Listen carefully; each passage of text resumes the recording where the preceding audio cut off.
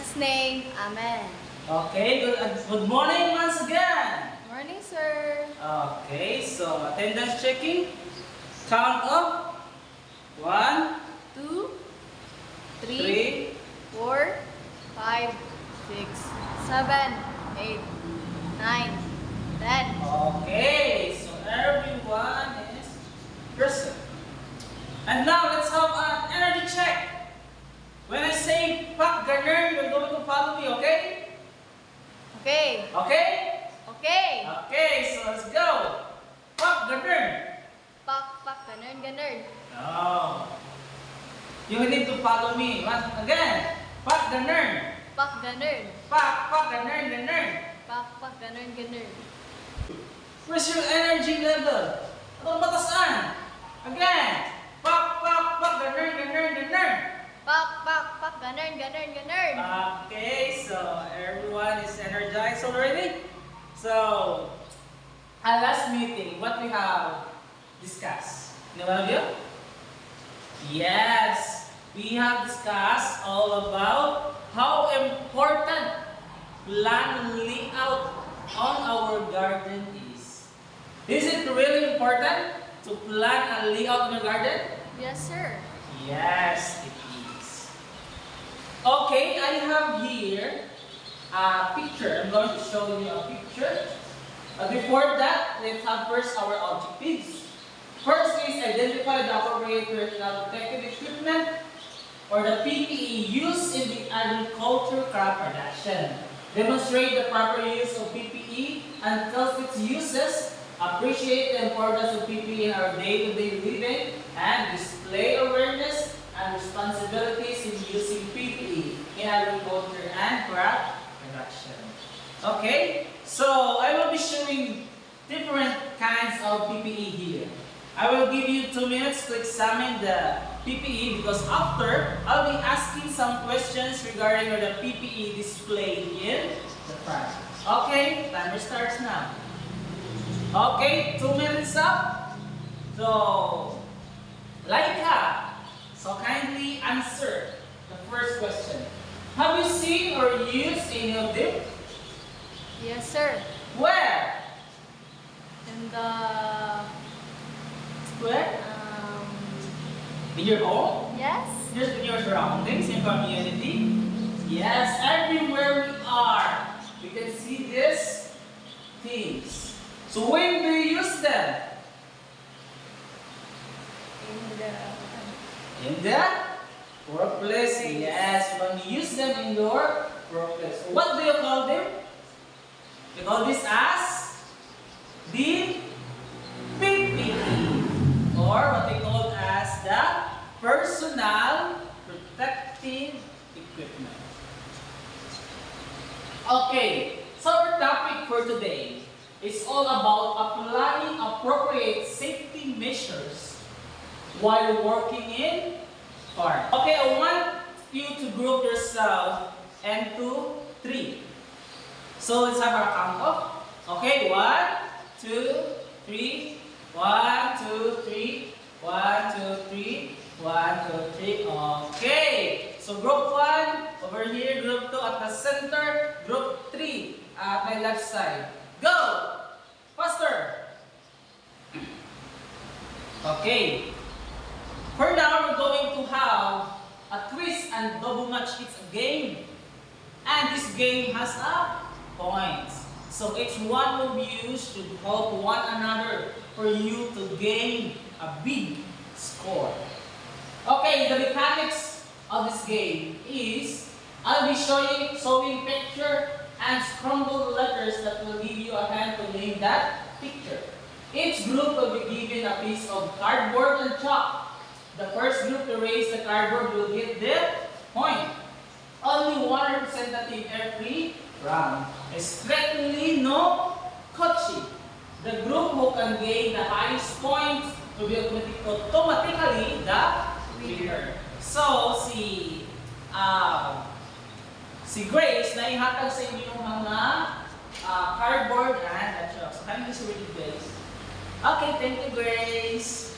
So now, group 1, are you ready? Yes, sir. How about group 2? Yes, sir. How about group 3?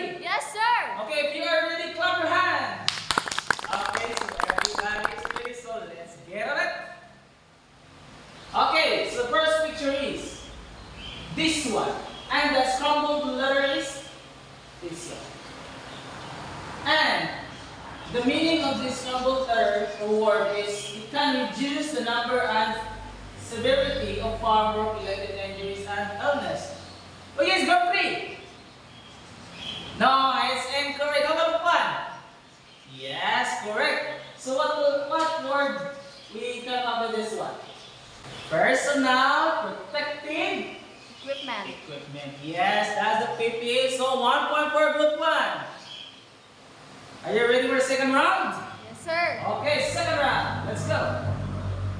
Okay, so it's designed to protect the feet. And again, so we're going. Group 2. What's it? Safe. Yes. Safety footwear. Correct. Okay. And third round. Go. What's it? Yes, group 3? Yes, you are correct. Dust It is a dust mask. mask. Okay. Next, how about this one? What's this? Huh? Okay. Group 1, your answer is okay. Group 2, group 3, every group has got the correct answer. So let's give a round of applause to everyone. Okay. So, question. When can we say that PPE is important? Well, yes, you're correct. Then, what do you think might happen to a person if a mask is not used during spraying of pesticides? What will happen? Yes, Carlo, you are correct. How about if a hat is not used when harvesting fruits? Yes, you are correct, guys. What is PPE? So PPE, or the personal protective equipment, can reduce the number and severity of farm work-related injuries and illnesses. Just like cattle kamon, just like pneumonias or whatsoever. So that's the work-related injuries and illness. So it's a farm. Second is personal protective equipment not only helps protect people but also improves productivity and profits. Yes, you are correct. So what are the PPE used in the farm? So first, we have this one. What is this one? What's this? Gloves. Okay, so how can we use this one? So we're going to wear one here. Another one. Here, so these are the gloves. So what's the use of gloves? It protects and comfort hands against cold or heat damage by friction, aggression or chemicals and disease, or in turn to provide a guard for what a bare hand should not touch. So this will prevent us to cut our hands. So second, how about what is one? Huh? This one is a hard hat. So it's hard. A hard hat. What is a hard hat? So this protects our head or your head when performing construction work, trimming trees, repairing machinery, and doing our jobs with head injury that's used as a sun safety hat to underwide wind and heat protection to assess the prevention of skin cancer. Now, kung mahugat na like this one, so you are protected. And next one. How about this? This is a Safety eyewear. safety eyewear. So it protects your vision when applying pesticide with allowing shower and heavy dust conditions. So this is very important. And next is we have the air maps. Sad to say I don't have the air maps, but the air maps were to protect hearing when operating noisy equipment as what we can see when anaga ni mag-pusil or mag-shooting na sila yung airbags. So, sila to cancelize the noise. Grabe ka kusog sa noise. So, that's the airbags. Then, the gas mask. So, what I have here is a combination of the safety goggles, or this one, and a gas mask. So, like this one. Okay. So, gas mask used to protect your lungs, working in dusty or moldy conditions. So, spray painting, applying chemicals, working in veins, tank cells, and manual storage. Users of this mask is very important. Okay? You got it? Yes, sir. Okay. So, next, we have this protective clothing, or what we call as the overall. No? Especially like this one, when you are spraying pesticides, so you need to wear all the proper PPE for you to be safe. So any clothing is specifically, this protective clothing is specifically designed, created or fabricated to protect personnel from hazards that are caused by extreme environmental conditions. No? So what we can see in the hospital, they're using this one. Also in the forest. And last, we have this one. What's this? Safety. Okay. So we have here a safety for footwear or a boots. So use just like this one. This just the same. So it's designed to protect feet against wide variety of injuries, impact, compression, puncture, and most common types of foot injury. But also, I have also here what we put as safety footwear, also with another kind of safe for our foot. So, others call this as steel toe, because no matter how heavy the thing that are going to fall your feet, so hindi na ka masakit. So, why we need to wear appropriate personal protective equipment if we are working in farm or practical work area? Why? Anong kinahanglan man ka magsuot atong tanan? Yes, to keep us safe. Am I understood? Masabta na tanan? Yes, sir. Okay. So with the same groupings, 1, 2, and 3, each group will be given a task to perform within a required period of time. For the group 1, your task is you are the, as if mo nga, you are the farmer. So we are going to do or demonstrate it through a role play. So this is the situation. So group 1, just listen carefully and attentively. Mr. Alberto went to his Dorian rock garden and suddenly met an accident. His head was hit by a ripened durian fruit that led to hospitalized. So the reporter came and investigated the worker, the cause of accident, and the lapse made. Make a scene that portrayed the appropriate PPE that must have been used by Mr. Alberto. Kuha? Yes, sir. Okay, so group 1, your task is role play. Group 2, listen. So you are the planter. So campaign for safety. So this is your task. Create a poster. Okay. Create a poster that promotes the proper use of personal protective equipment in a specific workplace. What are you going to do? You're going to create a Booster. that promotes the proper use of Personal protective equipment. okay, proper use of PPE. Am I clear? Yes, sir. Okay, group 3. You are the harvester. So, we're it. So, I have here the things for the PPE. So, these are your directions. Select one member of the group as model to be dressed up with the proper PPEs. So, let another member to introduce and demonstrate the PPEs until its uses using the model. Okay? So you are graded based on these rubrics below. Okay? So I will give you 15 minutes to prepare. Is that okay? Yes, sir. Timer starts now.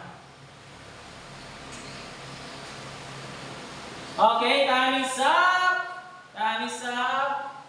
Who's reading? Okay, say anda mo diha. Yes, sir. Okay, group 1. So, sa natin yung ha? Role play. Okay. Everyone, so let us give a round of applause to group 1. Wow, thank you group 1 for the wonderful role play. So, inyo nakita, inyo na portray the appropriate usage of the PPE. Group 2. Okay, you will now present your poster. Wow! Grabe ka mga artistic ninyo. Naadaring mga artista. Naadaring mga artistic. Wow! So, group 3. For their work. Wow! So, as you can see, that's how you use the PPE. Nasabtan nato was the use of PPE in the park. Yes, sir. Okay, let's give a round of applause to everyone. Yung anak, nandun ba tayo, ani? So, question. Do you believe that PPE is useful in our workplace? Yes. Why? Yes, you are correct. It's very useful because it's for our own good, for our own safety, not only to us, but to everyone who is in our workplace or to our two employees. So what do you think will happen to you if you do not wear the proper PPE while you are doing your job? Yes, you're correct. No? There might be an accident, an injury, or even death. What? Yes, sir. Okay, so that's how important to wear proper PPE in the workplace. Are we clear here? Yes, sir. Okay, so when we go back to your proper seat. And can we prepare your ball pens? Joyce, can we straighten your line? Then pick up the piece of paper. Okay? We're going to have a test. So, Joyce, can we get and pass this? Okay, you are given 10 minutes to answer. Timer starts now. Okay, time is up. Pass your papers. 1, 2, 3. Okay, thank you. Okay, everyone, let's always remember that prevention is better than cure. So when you are in the workplace, your job, or wherever you are, in the farm, you need to wear the proper PPE. It's for your own good, for your own safety. Can you copy your assignment? So this is your assignment. Make an improvised PPE. Choose at least one. Among those PPE that we've seen earlier, that we discussed earlier, you need to choose one and make an improvised PPE. Okay? Yes, Then, this is the scoring rubrics. Creativity, 20%, timeliness, 10%, neatness, 10%. Any more questions? No, sir. Clarifications? No. Objections? Okay, none so far, so let's stand and let us pray. In Jesus' name, Amen. so goodbye class and God bless us all.